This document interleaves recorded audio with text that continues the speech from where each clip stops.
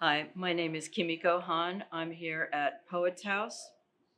As you can see, there's been a great bit of damage done on top of all the pandemic, isolation, and lockdown. And I'm here to support the rebuilding, the building back of the house, literally, and of course, as a part of a wider community. You can hear some helicopters overhead. You can hear perhaps some men working outside. Um, all the noises that seep in on a regular day. I'm going to read a poem by Meena Alexander.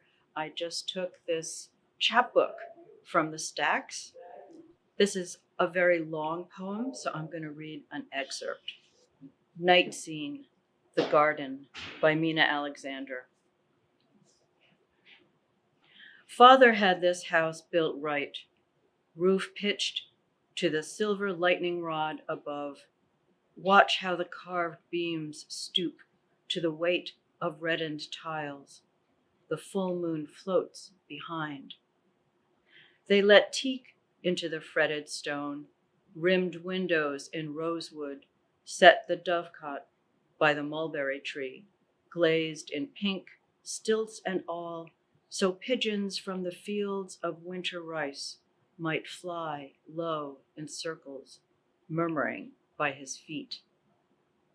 Each dawn, before the sun rose up, high behind the elf tree, its puffs of blossoms lit like fireballs in the moist light, father and mother and their group of friends, all from that ashram by the Sabarmati, after their ablutions, after the sung prayers, set spinning wheels in the sandy yard and worked without cease till the heat grew fierce and servants gathered umbrellas and fans, placed pitcherfuls of buttermilk on the marble ledge. Now disorder dogs us. The Muslim butchers' carcasses spin in the night wind, all that weight of bloodied flesh still visible in nightmares. I think of our soldiers sent to Lanka, their hands and throats still warm, massed in piles where the palace stood, straw, kindling, and blood pressed into bricks so the fire might eat it all. I think of the mother with her tongue cut out, the grandmother blinded by shrapnel, the Montessori teacher in the city street where the bus blew up. Children packed in mounds, inside the metal carcass, jammed against her sides, as if their broken flesh might warm her breasts, her blackened secret parts, where the ash lay packed, cool as a tiger lily in the upland hills, nipped by the storm.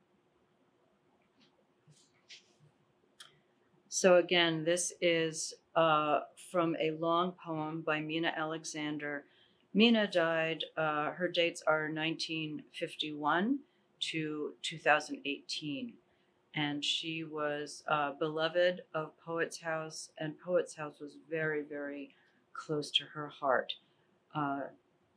Coming down here as part of the audience, but also, of course, to read her own work.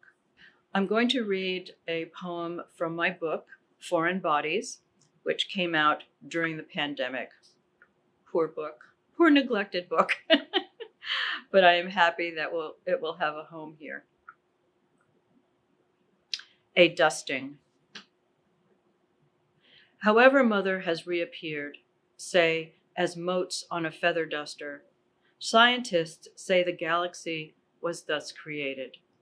This daybreak, she seeds a cumulus cloud. Wherever Mother is bound, she's joined ashes, ashes, or dirt underfoot, or bits of Tower North and Tower South. Repurpose does not arrive whole cloth. From stardust, dust bunnies, dust bowl, and dust unto dust, to Rookheiser's silica, Whitman's boot soles, and Dunbar's what of his love, what of his lust, to the samples that astronomers collect, dust is where the sparrow bathes herself. Not a cloud in the sky, Mother says as she hangs the laundry outside. Father paints en plein air, and we girls sweep crumbs under the rug. This summer, Father sees inferno everywhere. No dust-ups from little girls. As a consequence, one scribbled on the dustbins of history and the other dusted for fingerprints. And the mother?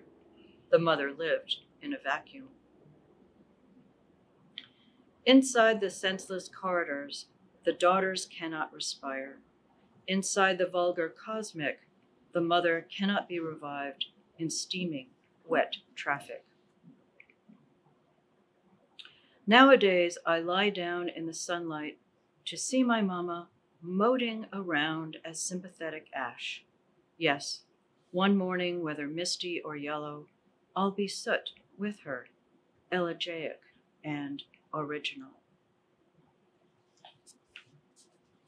I hope you enjoyed these few minutes here in Poet's House as we look out to the wonderful river, have the sun coming in, both on the books that survived and on some floors that need a lot of work.